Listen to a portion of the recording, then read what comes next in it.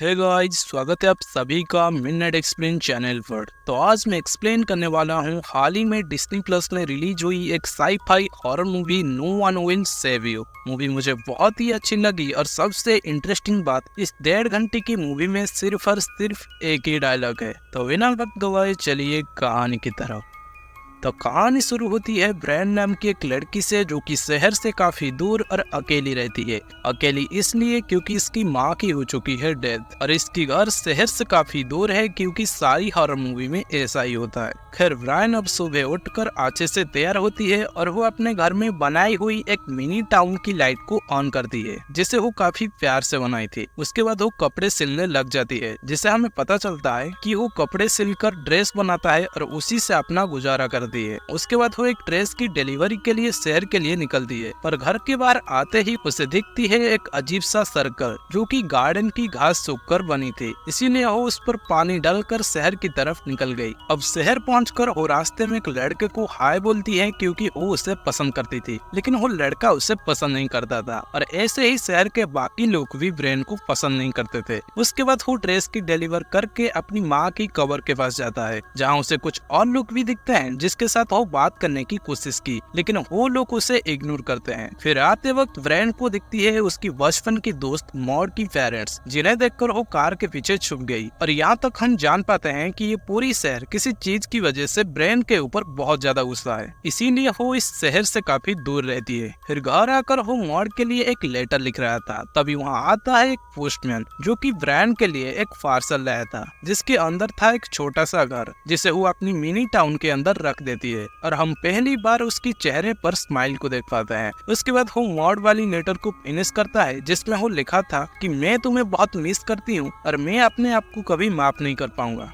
उसके पास मॉड की फोटो भी थी, लेकिन सिर्फ बचपन की। फिर जब रात को ब्रैन सो रही थी, तो अचानक उसकी कमरे की लाइट अपने आप लगती है और कुछ देर बाद बंद भी हो जाता है। और तभी वहाँ एक आवाज होता है, जिसे ब्रैन की नींद खोल जाता है, और वो उठकर देखती है तो वो था डस्टबिन की गिरने की आवाज। फिर जब वो उसे ठीक करने जाता है, तो उसे घर के अंदर दिखता है एक अजीब सा क्रिएचर, और वो क्रिएचर भी उसे देख लेता है और उसकी पास आने लगता है, जिसे डर कर ब्रैन अपनी बेड के नीचे छुप जाता है। और तभी वहाँ वो क्रिएचर भी आ जाता है, जो और कुछ नहीं बल्कि एक बड़ा आंख वाला एलियन था। वो ब्रैन को यहाँ नहीं पाती है, तो वो खिड़की से बाहर निकल जाता है। तभी ब्रैन जल्दी से खिड़की को बंद कर देता है, लेकिन तभी उसे छत के ऊपर से उस एलियन की चलने की आवाज सुनाई देती है। इसीलिए ब्रैन जल्दी से नीचे आकर दरवाजा को बंद कर देती है। तभी घर की सारी लाइट फ्लक्चुएट होने लगती है, और ब्रैन मदद के लिए फोन के पास जाता है, लेकिन कोई भी इलेक्ट्रॉनिक चीज काम ही नहीं करती थी। और तभी वहाँ वो एलियन आ जाता है, जो ब्रैन को फ्रिज की डोर से फंसा कर उसकी पास बढ़ती है, मगर ब्रैन उसे धक्का मारकर ऊपर भागने लगी। लेकिन तभी घर की दरवाजा फटा और आकर लगी ब्रैन की सर पर, क्योंकि वो एलियन बिना हाथ लगाए चीजों को कंट्रोल कर रही थी।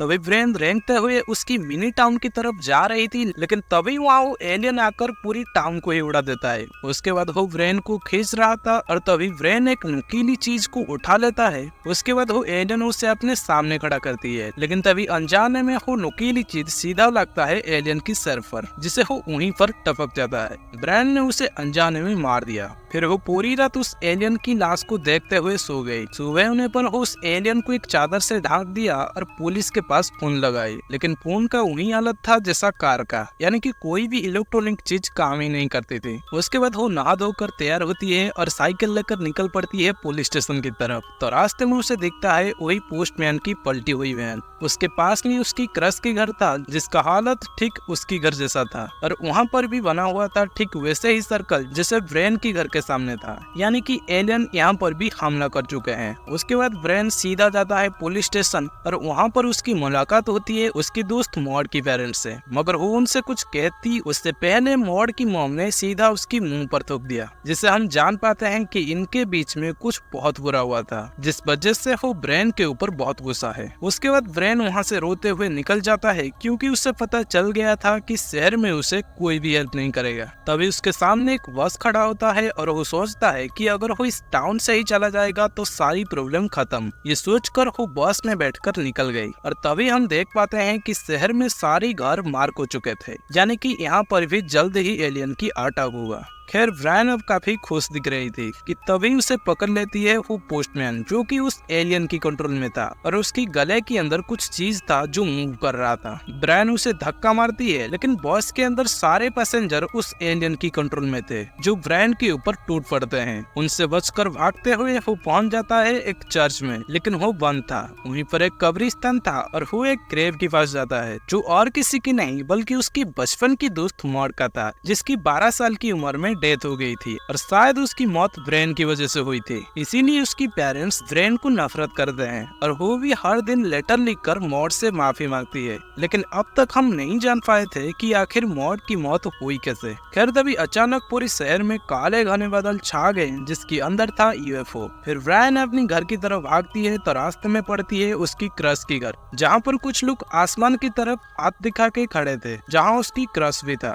और उनकी गले में भी हम उस चीज को देख पाते हैं जो उनको कंट्रोल कर रही थी। उसके बाद ब्रेन अपनी घर पहुंचती है, जहाँ अभी भी वो एलियन की लाश वहाँ पड़ा था। लेकिन तभी वो काले घने बादल ब्रेन की घर की तरफ बढ़ते हैं, यानी कि यहाँ दोबारा हमला होने वाला है। लेकिन इस बार वो नहीं डरता है और उनकी सामना करने के लिए तैयार होता है। वो एक लाइटर और कटर उठा लिया और ढेर सारा पानी को उबालने के लिए रख दिया। उसके बाद वो घर की सारी खिड़की दरवाजा को बंद करके घर की मेन डोर को एक चादर से कवर कर दिया, क्योंकि वो एलियन ने मेन डोर को तोड़ दिया था। लेकिन वो चादर में ठोकी हुई कीले अपने आप ही निकल जाते हैं, क्योंकि एलियन यहाँ आ चुके थे और वो आकर पहले अपने साथी एलियन को वहाँ से ले जाते हैं, जिसे डरते हुए ब्रेन चला जाता है बेसमेंट के अंदर। लेकिन वहाँ पर उसकी वेलकम करता है एक और एलियन, जिसको ब्रेन कैंची से मारने की कोशिश की, लेकिन वो एलियन बहुत चालाक था और उसकी हाथ से कैंची भी खींच ली और ब्रेन के हाथ में उसकी और मॉड की फोटो था और वो एलियन उसे भी खींच लिया, जिसे देखने में वो खो गया और मौका पाकर ब्रेन वहाँ से निकल गया। लेकिन घर के अंदर आ चुका था एक एलियन का छोटा पैकेट। छोटी इसकी सिर्फ हाइट है, लेकिन हाथ उसका बहुत लंबा था। वो ब्रेन के ऊपर हमला करती है, लेकिन ब्रेन उसकी हाथ को काट लिया और सारी खोलते हुए पानी उसके ऊपर फेंक दिया। लेकिन छोटा पैकेट को इससे कुछ भी फर्क नहीं पड़ा,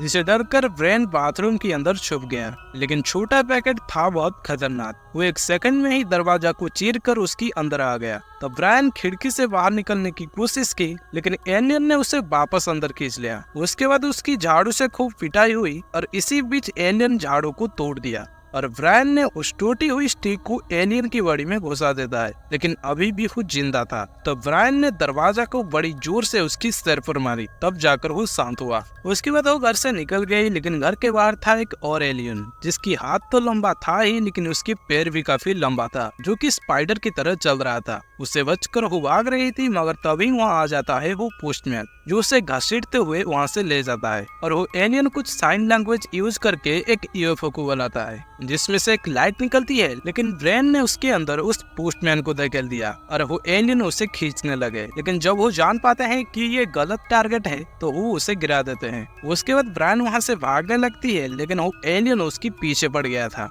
वो घर के अंदर जाने लगी, लेकिन वो एलियन पहले ही घर के ऊपर बैठा था। उसके बाद ब्रेन भागती है अपनी कार की तरफ, जिसके पीछे वो एलियन भी भागती है, लेकिन वो कार के अंदर फंस जाता है और कार की ऑयल टैंक को भी तोड़ देता है। तो ब्रेन ने अपनी लाइटर को यूज करके कार को जला दिया, जिससे ब्लास्ट होता है और वो एलियन भी मर गया। लेकिन तब वहाँ आ जाता है वापस से वो यूएफओ, जिसे बचकर ब्रेन घर के अंदर चला जाती है। लेकिन घर के अंदर मौजूद था वो बेसमेंट वाला एलियन। लेकिन ब्रेन को मारने के बजाय वो उसकी रूम के अंदर जाकर उसकी फोटो को देखता रहा। तभी ब्रेन उसे मारने के लिए बढ़ती है, तो वो उसे दूर से ही बाहर फेंक देता है। तभी अचानक एक रेड लाइट आती है, जो ब्रेन को फ्रीज कर देता है। तभी वहाँ वो एलियन आता है। वो हवा में उठकर उसके पास गया और अपनी मुंह से एक पैरासाइट निकाला, जो कि अब ब्रेन की बॉडी में जाकर उसे कंट्रोल करेगा। लेकिन जैसे ही वो ब्रेन की मुंह के अंदर गई, तो ब्रेन की नींद खुल जाती है। यानी कि ये सब कुछ ब्रेन की एक बुरा सपना था, ऐसा मुझे लग रहा था, लेकिन ऐसा है नहीं। ये बस वो पैरासाइट की वजह से हो रहा था, जो उसे उसी के ही सपने की दुनिया में कैद कर दिया था, उसकी मिनी टाउन और उसकी फ्रेंड मॉड के साथ, जहाँ वो मॉड से माफी मांगती है और उसे बोलती है।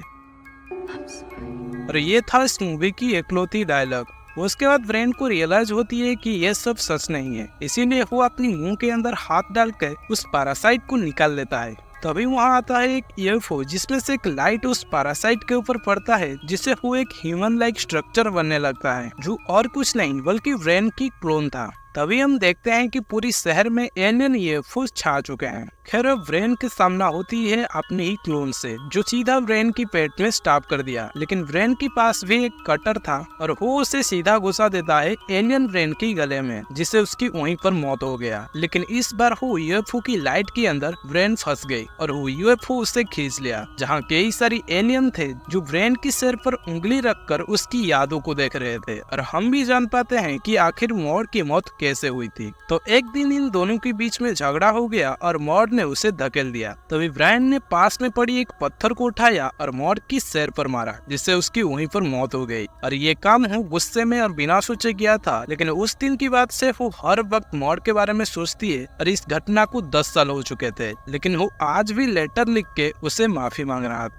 लेकिन आज पहली बार वो बचपन की ब्रेन को लेटर लिखने से रोकती है और उसे इस गिल्ट से बाहर निकालता है, ताकि वो आगे जिंदगी अच्छे से जी सके। और तभी वो एलियन उसकी यादों को अच्छे से देखने के बाद वो सब अपने अंदर कुछ डिस्कस किया, जिसका नतीजा ये हुआ कि वो ब्रेन को वापस नीचे भेज देते हैं बिना पैरासाइट के। तभी हम कुछ दिन बाद देखते हैं जहाँ ब्रेन अपनी अतीत को भुला के काफी खुश था और शहर के सारे लोग उसे काफी अच्छे से बात कर रहे थे, यहाँ तक कि उसकी क्रश भी। अब रात को वो उसके साथ डांस कर रही थी और तभी हम देखते हैं कि एलियन की यूएफओ अभी भी धरती पर घूम रहे थे और मूवी यहीं पर खत्म हो जाती है। तो ये था इस मूवी की पूरी कहानी और मुझे पता है कि आप इसकी एंडिंग को लेकर थोड़ी कंफ्यूज होंगे और इसकी एंडिंग को लेकर सबकी अलग अलग थ्योरी हो सकती है। एक थ्योरी के मुताबिक ब्रायन उसी वक्त मर गया जब वो यूएफओ से नीचे गिरा था, क्योंकि आपको याद होगा कि उसकी क्लोन ने उसे स्टॉप कर दिया था। और एंडिंग में हमें जो दिखाया गया वो सिर्फ उसकी सपने की दुनिया है जैसा वो चाह रहा था। लेकिन अगर आप ध्यान से देखोगे तो उसकी सिर पर चोट के निशान अभी भी था, यानी कि वो अभी भी जिंदा है और पूरी शहर में वो अकेला इंसान जिंदा है, क्योंकि बाकी सारे लोग उस एलियन की कंट्रोल में थे। लेकिन एलियन ने उसे क्यों छोड़ दिया? इसका आंसर हो सकता है कि ब्रेन भी उनकी जैसा था, मतलब एलियन नहीं। मैं ये कहना चाह रहा हूँ कि हम जैसे एलियन को देखते हैं कि वो हमसे दूर है और हमें चोट पहुंचा सकते हैं और उनसे बात नहीं करते हैं, उसी तरह सारी शहर के लोग ब्रेन के साथ बिहेव कर रहे थे। वो अकेला था और सब उससे नफरत करते थे, इसीलिए वो एलियन पूरी टाउन को ही ब्रेन के हिसाब से बदल दिया। और ये बस मेरी सोच है, आपके सोच अलग हो सकती है, जिसे आप कमेंट बॉक्स में बता सकते हो। और वीडियो पसंद आया तो लाइक करना और ऐसा ही इंटरेस्टिंग वीडियो के लिए चैनल को सब्सक्राइब करके बेल नोटिफिकेशन को ऑल पर सेट कर लो, ताकि आप एलियन हो या इंसान, आपके पास वीडियो की नोटिफिकेशन जरूर पहुंच जाएगा। मैं मिलता हूँ आपके एक और नई वीडियो के साथ, तब तक के लिए बाय।